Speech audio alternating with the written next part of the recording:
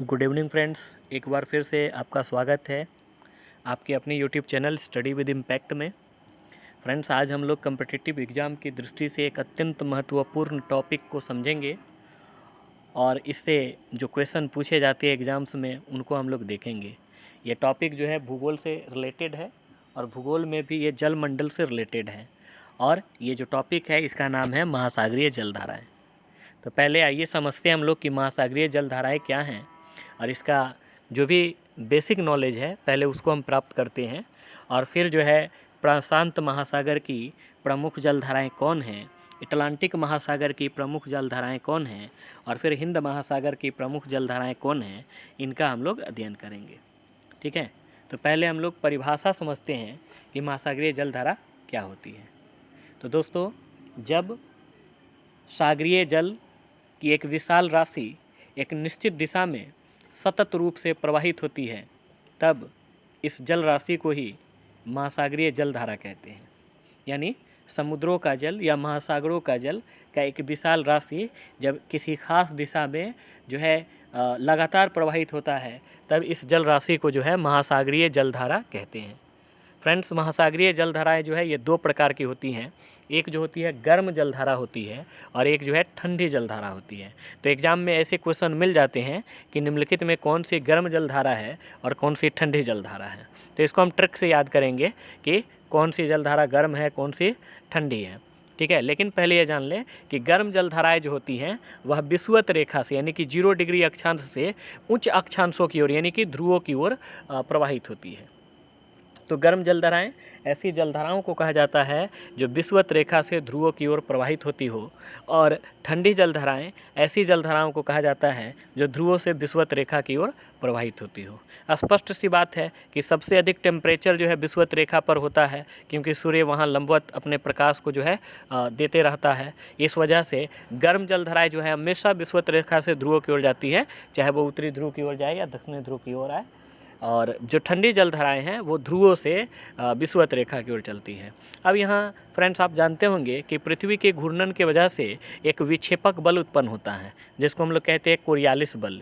इस कोरियालिस बल का जो प्रभाव होता है वह विषुवत रेखा पर 0 होता है। इसलिए महासागरीय जलधाराएं विषुवत रेखा पर किसी भी दिशा में मुड़ती नहीं है, परंतु जब ये महासागरीय जलधाराएँ विषुवत रेखा से उत्तरी गोलार्ध में जाती हैं या उत्तरी गोलार्ध से विषुवत रेखा की ओर आती हैं या इसी तरह से दक्षिणी गोलार्ध की स्थिति में भी, तो होता क्या है कि विक्षेपक बल के कारण, कोरियालिस बल के कारण जो महासागरीय जलधाराएं हैं वे उत्तरी गोलार्ध अपनी दाईं ओर मुड़ जाती हैं और दक्षिणी गोलार्ध में बाईं ओर। ठीक है, इसको आप याद रखेंगे कि जो भी महासागरीय जलधाराएं हैं वह उत्तरी गोलार्ध में अपनी दाईं ओर मुड़ती हैं और दक्षिणी गोलार्ध में अपनी बाईं ओर मुड़ती हैं।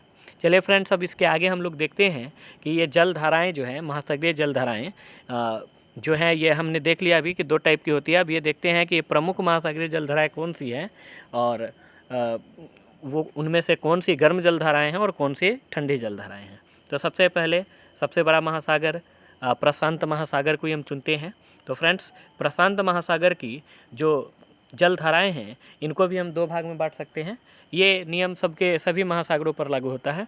ठीक है, गर्म जलधारा और ठंडी जलधारा। तो गर्म जलधारा जो प्रशांत महासागर की है इसको आप याद कर सकते हैं गर्म कासा से। ठीक है, टर्म याद रखिए, प्रशांत महासागर की गर्म जलधाराएं जो है उसको आप कैसे याद कर सकते हैं, गर्म कासा से। यहाँ सी से क्यूरोसियो जलधारा, ए से अलास्का जलधारा, एस से सुसीमा जलधारा और ए से एल नीनो जलधारा। फ्रेंड्स, आप बार बार गर्म कासा अगर आप कहते हैं तो आपको ये टर्म याद आ जाएगा और उसके बाद आपको इसका फुल फॉर्म याद रख लेना है।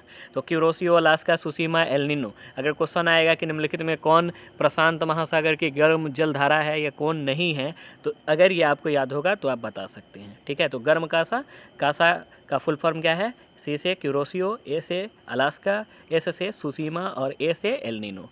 अच्छा, प्रशांत महासागर की जो ठंडी जलधाराएँ हैं उनको आप ठंडी HCC से याद कर सकते हैं। ठंडी HCC, आप इसको कई बार कहिए और आपको याद हो जाएगा। ये प्रशांत महासागर की ठंडी जलधाराएं हैं। H से हम्बोल्ट की जलधारा है, C से कैलिफोर्निया की जलधारा है और C से क्यूराइल की जलधारा है।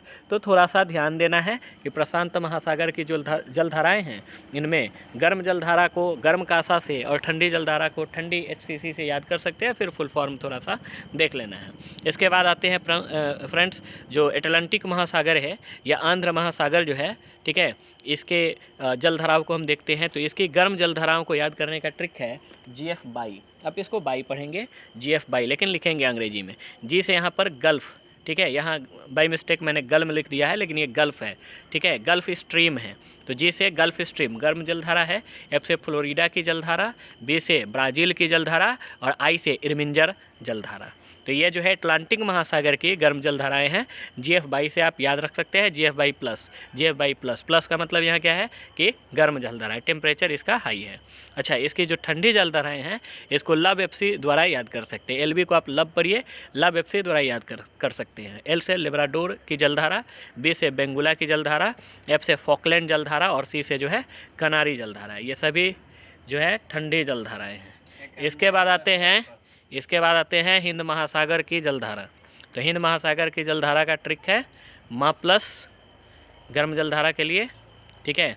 इसमें M से मोजाम्बिक जलधारा होगी और A से जो है अगुलहास की जलधारा। ये दोनों गर्म जलधारा है हिंद महासागर की।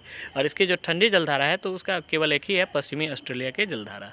पश्चिमी ऑस्ट्रेलिया की जलधारा जो है वो ठंडी जलधारा है। अच्छा, पूर्वी ऑस्ट्रेलिया की जो जलधारा होगी वो गर्म होगी, ठीक है। इसी के साथ ये वीडियो समाप्त होता है। Thank you.